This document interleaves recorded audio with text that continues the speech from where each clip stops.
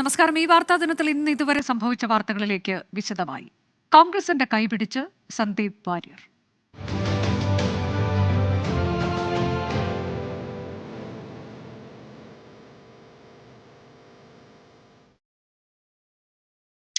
ഏറെ നീണ്ട അഭ്യൂഹങ്ങൾക്കൊടുവിൽ BJP വിട്ട് സന്ദീപ് വാര്യർ കോൺഗ്രസിൽ. പാലക്കാട് UDF തെരഞ്ഞെടുപ്പ് കമ്മിറ്റി ഓഫീസിലെത്തിയ സന്ദീപ് വാര്യരെ കോൺഗ്രസിന്റെ മുതിർന്ന നേതാക്കൾ ത്രിവർണ്ണ ഷോൾ അണിയിച്ച് സ്വീകരിച്ചു. സ്നേഹത്തിന്റെ കടയിലേക്ക് സന്ദീപിന് സ്വാഗതമെന്ന് കോൺഗ്രസും BJP വെറുപ്പിന്റെ ഫാക്ടറി എന്ന് സന്ദീപ് വാര്യരും പ്രതികരിച്ചു. പാലക്കാട് ഉപതെരഞ്ഞെടുപ്പിന്റെ പ്രചരണ തുടക്കത്തിൽ BJPയോട് ഇടഞ്ഞ സന്ദീപ് വാര്യർ എവിടേക്കെന്നതിൽ ഇന്ന് രാവിലെ വരെയും സസ്പെൻസ്. മുന്നിൽ വാതിലുകൾ തുറന്നിട്ട CPIM CPI പാളയത്തിലേക്കല്ല, കോൺഗ്രസിന്റെ കൈപിടിക്കാനായിരുന്നു സന്ദീപ് വാര്യരുടെ തീരുമാനം.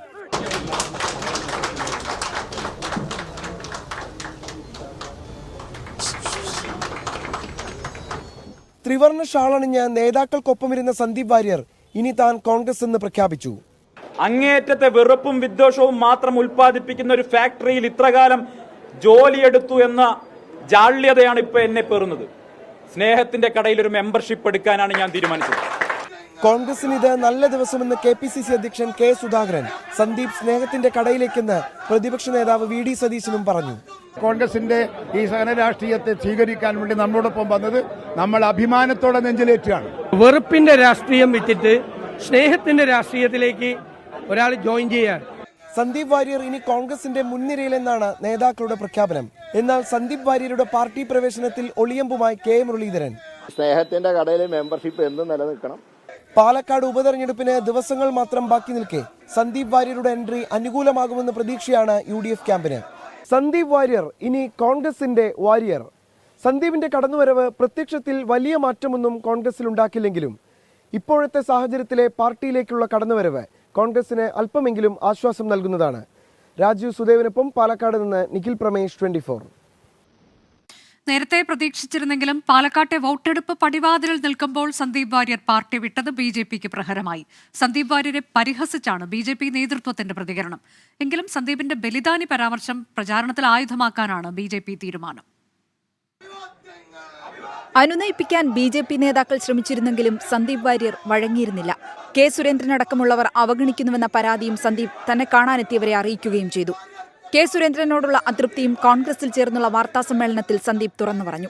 ഞാൻ ഇന്ന് ഈ നിമിഷം കോൺഗ്രസിന്റെ ആഫീസിൽ ബഹുമാനപ്പെട്ട പ്രതിപക്ഷ നേതാവിന്റെയും ബഹുമാനപ്പെട്ട KPCC പ്രസിഡന്റിന്റെയും സാന്നിധ്യത്തിൽ ഈ ത്രിവർണ്ണ ഷാൾ അണിഞ്ഞുകൊണ്ട് ഇവിടെ ഇരിക്കുന്നുണ്ടെങ്കിൽ അതിന്റെ ഉത്തരവാദി K സുരേന്ദ്രനും സംഘവുമാണ്. പിന്നാലെ സന്ദീപ് വാര്യരെ കണക്കറ്റ് പരിഹസിച്ച K സുരേന്ദ്രൻ ഉൾപ്പെടെയുള്ള നേതാക്കൾ. VD സതീശനും സുധാകരനും ഞാൻ എല്ലാ ആശംസകളും നേരുകയാണ്.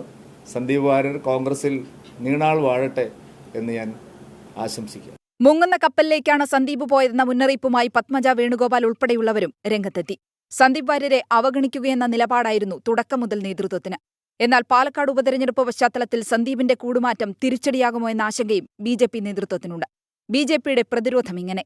VD സതീശൻ ശ്രീനിവാസന്റെയും സഞ്ജിത്തിന്റെയും കൊലയാളികളുടെ ബന്ധുക്കളുമായി കൂടിക്കാഴ്ച നടത്തിയതിന്റെ പിറ്റേ ദിവസം തന്നെയാണ് സന്ദീപിനെ കോൺഗ്രസിൽ ചേർത്തത്. ബലിദാനികളുടെ ഫോട്ടോ വെച്ച് BJP വോട്ട് തേടുന്നുവെന്ന സന്ദീപിന്റെ പരാമർശവും BJP ആയുധമാക്കിയേക്കും. കോൺഗ്രസിലേക്കുള്ള കൂടുമാറ്റം ബലിദാനികളുടെ പേര് പറഞ്ഞ് ന്യായീകരിക്കാൻ ശ്രമിച്ചാൽ നേരിടുമെന്നാണ് നേതൃത്വം പറയുന്നത്. 24 പാലക്കാട്. CPIM-ഉം CPI-യും ഉൾപ്പെടെയുള്ള പാർട്ടികളുമായി നടത്തിയ ചർച്ചകൾ പരാജയപ്പെട്ട ശേഷമാണ് സന്ദീപ് വാര്യർ കോൺഗ്രസിലെത്തിയത്. BJP നേതൃത്വവുമായി തെറ്റിനിന്ന സന്ദീപ് വാര്യരുമായി ആശയവിനിമയം നടത്തിയ CPIM സന്ദീപിന്റെ പശ്ചാത്തലം പരിശോധിച്ച ശേഷം പിന്മാറി. പാർട്ടി സ്ഥാനം ആവശ്യപ്പെട്ട സന്ദീപിന് വഴങ്ങാൻ CPI-യും തയ്യാറായില്ല.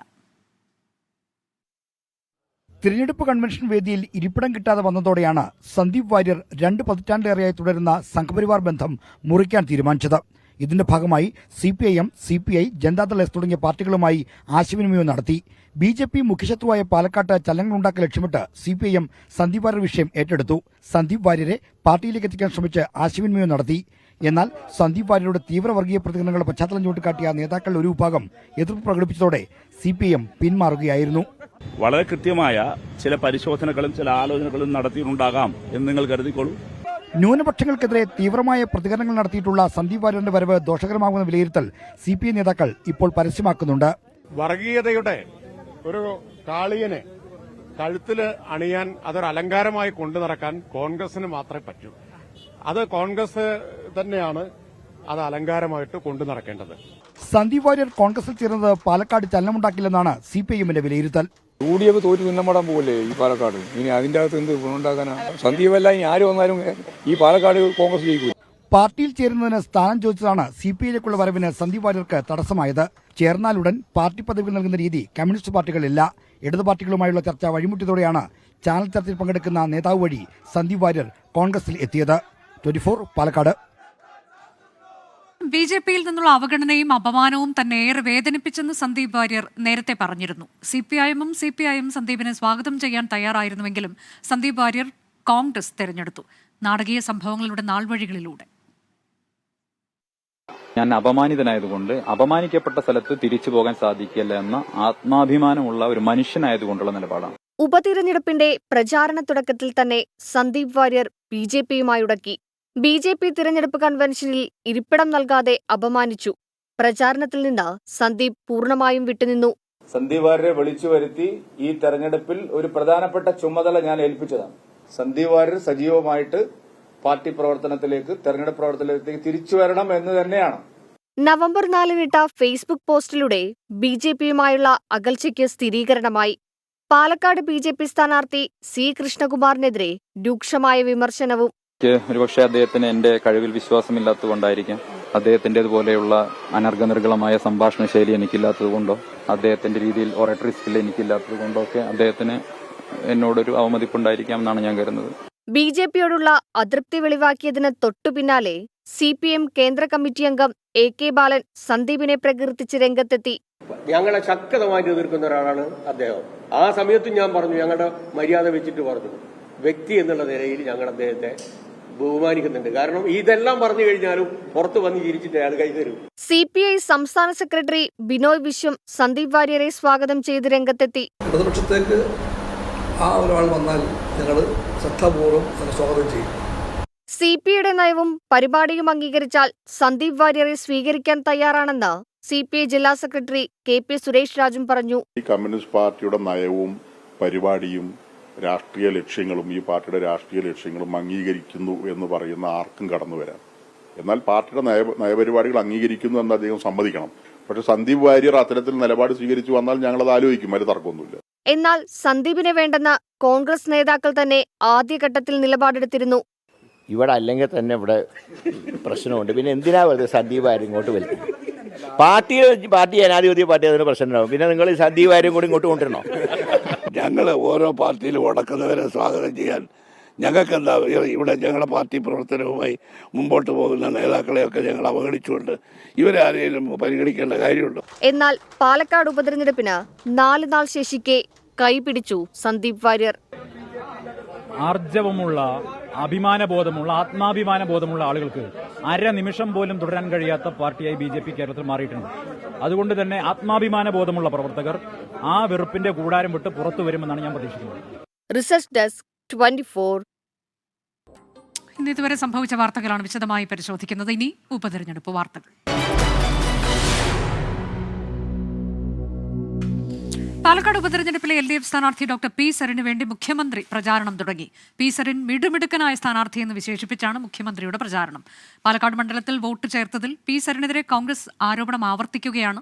ഇരട്ട വോട്ടിൽ അന്വേഷണം ആവശ്യപ്പെട്ട് കോടതിയെ സമീപിക്കാനാണ് BJPയുടെ തീരുമാനം. പ്രചാരണത്തിന്റെ അവസാന ദിവസങ്ങളിൽ ഇടതു പ്രവർത്തകരിൽ ആവേശം വിതറിയാണ് മുഖ്യമന്ത്രിയുടെ പ്രചരണം. 2 ദിവസം മണ്ഡലത്തിൽ തങ്ങുന്ന മുഖ്യമന്ത്രി ദിവസേന 3 പൊതുപരിപാടികൾ വീതം സംസാരിക്കുന്നുണ്ട്. വികസന നേട്ടങ്ങൾ എണ്ണിപ്പറഞ്ഞും ക്ഷേമപ്രവർത്തനങ്ങൾ തുടരുമെന്ന് ഉറപ്പു നൽകിയുമാണ് മുഖ്യമന്ത്രിയുടെ പ്രചരണം. BJP കോൺഗ്രസ് ഡീലെന്ന ആരോപണത്തിനപ്പുറം കാര്യമായ രാഷ്ട്രീയ പ്രതികരണങ്ങൾ മുഖ്യമന്ത്രിയിൽ നിന്ന് ഉണ്ടായില്ല. മിടുമിടുക്കനായ ഒരു സ്ഥാനാർത്ഥിയാണ് ഡോക്ടർ സരീൻ. ഈ കേരളത്തിലാകെ ഉണ്ടായ മാറ്റത്തിനോടൊപ്പം ചേർന്ന് നിൽക്കാൻ പാലക്കാടിനും കഴിയണ്ടേ എന്ന ചിന്ത പാലക്കാടിലെ മഹാഭൂരിഭാഗം ആളുകളിലും വന്നിരിക്കുന്നു. ആ ദൗത്യമാണ് ഡോക്ടർ സരീൻ ഇവിടെ ഏറ്റെടുത്തിരിക്കുന്നത്. തിരുവില്ലാമല സ്വദേശിയും ഒറ്റപ്പാലം മണ്ഡലത്തിലെ വോട്ടറുമായിരുന്ന P സരിൻ പാലക്കാട് വോട്ട് ചേർത്തൽ പിശകുണ്ടെന്ന നിലപാടിൽ കോൺഗ്രസ് ഉറച്ചു നിൽക്കുകയാണ്. ഇന്നലെ അദ്ദേഹം വന്ന് ഞങ്ങളെല്ലാം വെല്ലുവിളിക്കുകയുണ്ടായി. അദ്ദേഹത്തിന്റെ ഇന്നലത്തെ ആ സ്ഥാനാർത്ഥിയുടെ ഇന്നലത്തെ മറുപടിയിൽ തന്നെ എല്ലാ കാര്യമുണ്ട്. മണ്ഡലത്തിലെ ഇരട്ട വോട്ടിൽ കമ്മീഷൻ ഇടപെടൽ ആവശ്യപ്പെട്ട് നിയമ നടപടിയിലേക്ക് നീങ്ങുകയാണ് BJP. ഞാൻ ജില്ലാ ഭരണാധികാരിയോട് പറയാൻ ആഗ്രഹിക്കുക, നിങ്ങൾക്ക് സാധിക്കുന്നില്ലെങ്കിൽ ഇത്തരത്തിലുള്ള ഇരട്ട വോട്ടുകളുടെ ലിസ്റ്റും അവരുടെ സംബന്ധിച്ചുള്ള മുഴുവൻ വിവരങ്ങളും തരാൻ ഞങ്ങൾ തയ്യാറാണ്. ഞങ്ങൾ കോടതിയെ സമീപിക്കുന്ന കാര്യം അതിൻ്റെ നിയമപരമായിട്ടുള്ള വശങ്ങൾ നോക്കുന്നുണ്ട്. ഞങ്ങൾ അങ്ങനെയാണെങ്കിൽ തിങ്കളാഴ്ച ഹൈക്കോടതിയെ സമീപിക്കും. ഇരട്ട വോട്ട് പരാതി ശക്തമായതോടെ തിരഞ്ഞെടുപ്പ് ഉദ്യോഗസ്ഥർ ഫീൽഡ് തലത്തിൽ പരിശോധന നടത്തി. പരാതി ഉയർന്ന മേഖലകളിൽ ഉദ്യോഗസ്ഥർ നേരിട്ടെത്തിയായിരുന്നു പരിശോധന. കളക്ട്രേറ്റിലെ ഇലക്ഷൻ വിഭാഗത്തിലും വോട്ടർ പട്ടിക പരിശോധിക്കുന്നുണ്ട്. 24 പാലക്കാട്. കുറുവാപ്പേടിയിൽ നാട്.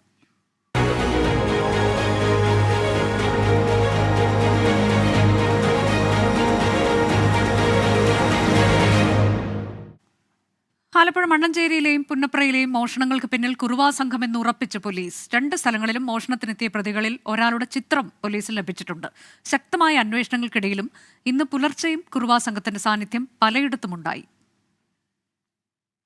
ആലപ്പുഴയിൽ ആദ്യ മോഷണം നടന്ന മണ്ണഞ്ചേരിയിലും ഒടുവിൽ മോഷണം നടന്ന പുന്നപ്രയിലും എത്തിയ കുറുവാ സംഘത്തിലെ ഒരാളെ കുറിച്ചാണ് പോലീസിന് സൂചന ലഭിച്ചത്.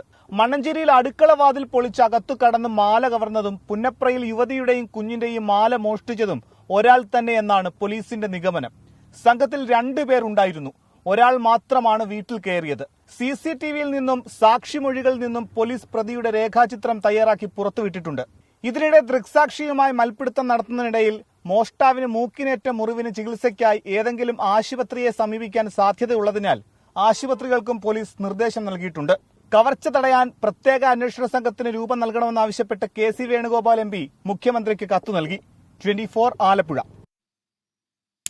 ആലപ്പുഴക്കാരുടെ ഉറക്കം കെടുത്തുകയാണ് കുറുവാ സംഘം. രാത്രി വൈകിയും പോലീസിനൊപ്പം ചേർന്ന് ചെറുവടികളും കമ്പുകളുമായി നാട്ടുകാരും കുറുവാ സംഘത്തിനായുള്ള തെരച്ചിലിലാണ്. തെരച്ചിലിനോടൊപ്പം 24 സംഘവും ചേർന്നു. കുറുവയെ തേടിയുള്ള ആ യാത്രയിലേക്കാണ് ഇനി.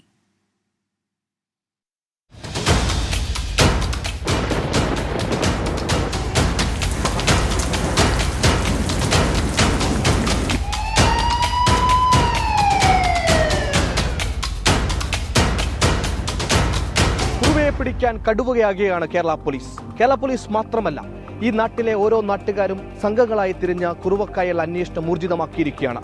ഇരുട്ടിന്റെ മറവിൽ എപ്പോൾ വേണമെങ്കിലും ഓടിയെത്താവുന്ന ആ സംഘത്തെ തേടി നാട്ടുകാരും പോലീസും ഒരുപോലെ ഇറങ്ങിയിരിക്കുന്നു.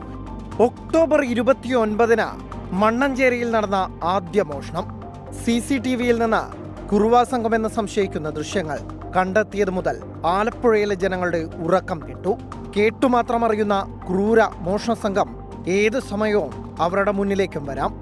സമ്പന്നരെന്നോ പാവപ്പെട്ടവരെന്നോ വ്യത്യാസമില്ലാതെ എവിടെയും ഇരച്ചുകയറി ഉള്ളതെടുത്തു കൊണ്ടുപോകുന്ന മോഷണ സംഘം. ആ ഭീതിയിൽ നിന്ന് കരകയറാൻ കുറുവയെ പിടികൂടുക എന്നുള്ളത് മാത്രമാണ് പോംവഴി. പോലീസിൽ മാത്രം ഭാരമേൽപ്പിക്കാതെ നാട്ടുകാരെയും രാത്രിയുടെ അന്ത്യയാമങ്ങളിൽ പുറത്തിറങ്ങി തിരയാൻ പ്രേരിപ്പിക്കുന്നതും ഇതുതന്നെയാണ്.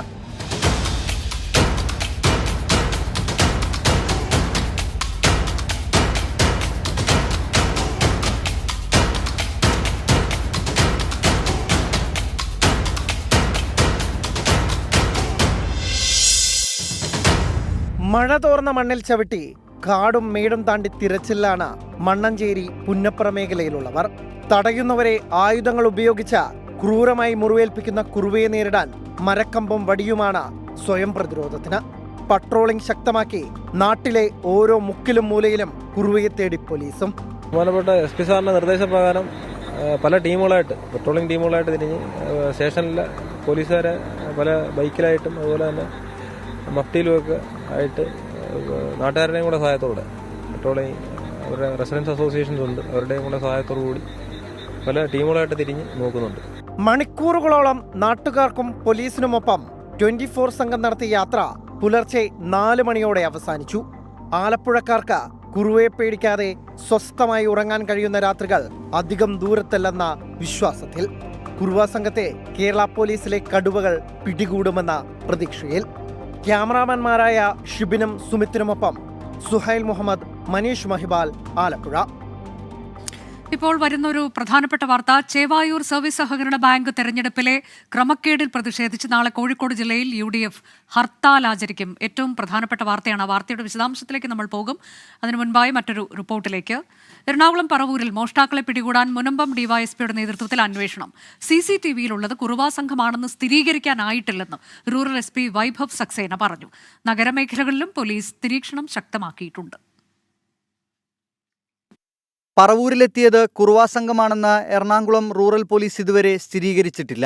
മോഷണശ്രമവുമായി ബന്ധപ്പെട്ട് 2 FIRകൾ രജിസ്റ്റർ ചെയ്തു. പ്രദേശത്ത് രാത്രിയും പകലും പോലീസ് നിരീക്ഷണം ശക്തമാക്കിയിട്ടുണ്ടെന്ന് എറണാകുളം റൂറൽ SP വൈഭവ് സക്സേന. ഈ എല്ലാ നിരീക്ഷണം നമ്മൾ ശക്തമാക്കിയിട്ടുണ്ട്. പ്രത്യേകിച്ചും ഒരു സ്ക്വാഡ് രൂപീകരിച്ചിട്ടുണ്ട്. ബാക്കി ശക്തമായ രീതിയിൽ സമാൻ പോലെ എല്ലാ പര്യായ കേസുകൾ നമ്മൾ നോക്കുന്നുണ്ട്. ആ ഏരിയ തന്നെ 2-3 സമീപകാലിൽ തേപ്പ് നടത്തിയിട്ടുണ്ടായിരുന്നു. അത് എല്ലാ കള്ളന്മാരെ പിടിച്ചിട്ട് റിമാൻഡ് ചെയ്തിരുന്നു. സോ ഇപ്പോൾ ഈ സമയത്ത് പറയാൻ പറ്റിയിട്ടില്ല അത് കുറുവാ സംഘം തന്നെയാണോ അല്ല. പറവൂർ ചേന്നമംഗലത്തെ 7ലധികം വീടുകളിലാണ് മോഷണശ്രമമുണ്ടായത്. നാട്ടുകാരെ ഉൾപ്പെടുത്തി ജാഗ്രതാ സമിതികൾ രൂപീകരിച്ചു. ആശങ്കപ്പെടേണ്ട സാഹചര്യമില്ലെന്നും എറണാകുളം നഗരമേഖലയിൽ പരിശോധനകൾ ശക്തമാക്കിയെന്നും കൊച്ചി DCP K സുദർശൻ വ്യക്തമാക്കി. ഇത്തരം സംഭവങ്ങൾ ശ്രദ്ധയിൽപ്പെട്ടതിന് ശേഷം ഇത് പ്രിവെന്റ് ചെയ്യുന്നതിന് വേണ്ടിയിട്ട് വളരെ ശക്തമായിട്ടുള്ള പോലീസ് സംവിധാനം ഏർപ്പെടുത്തിയിട്ടുണ്ട്. നൈറ്റ് പെട്രോൾ ചെക്കിങ്ങും അതുപോലെ തന്നെ കൂടുതൽ പോലീസുകാരെ ഉപയോഗിച്ചുകൊണ്ട് റെയിൽവേ സ്റ്റേഷൻ, ബസ് സ്റ്റാൻഡ് തുടങ്ങിയുള്ള സ്ഥലങ്ങളിലെ പരിശോധനകളൊക്കെ നടത്തി വരികയാണ്. CCTVകൾ കേന്ദ്രീകരിച്ചാണ് പ്രത്യേക അന്വേഷണ സംഘം മുന്നോട്ടു പോകുന്നത്. ഡ്രോൺ അടക്കം ഉപയോഗിച്ച് ചേന്നമംഗലത്ത് പരിശോധന നടത്താനും നീക്കമുണ്ട്. 24 കൊച്ചി.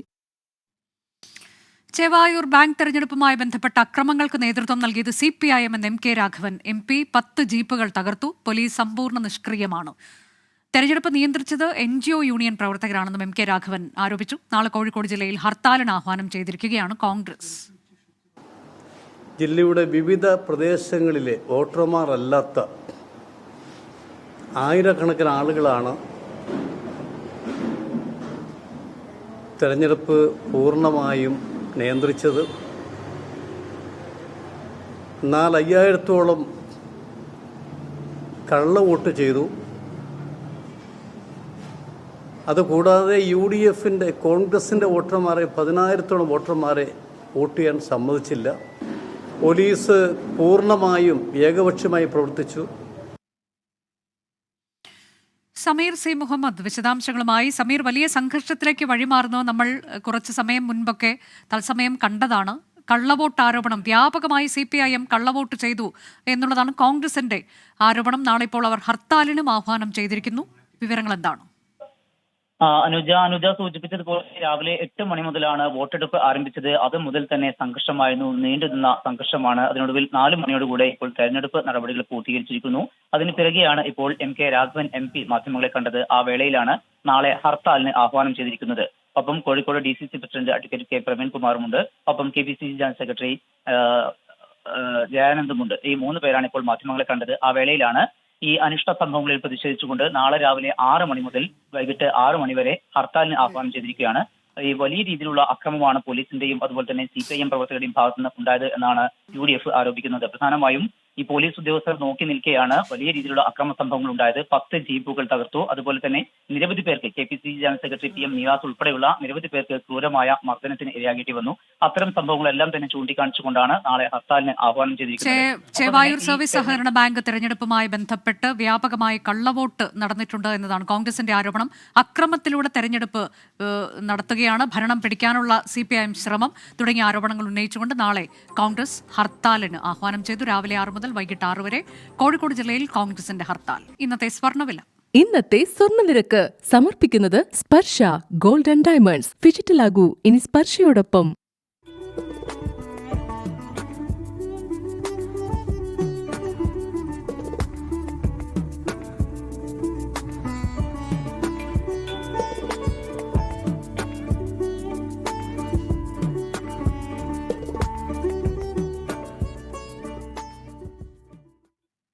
ഇപ്പോഴത്തെ കാലാവസ്ഥ സമർപ്പിക്കുന്നത് Berger paints 100 years of trust.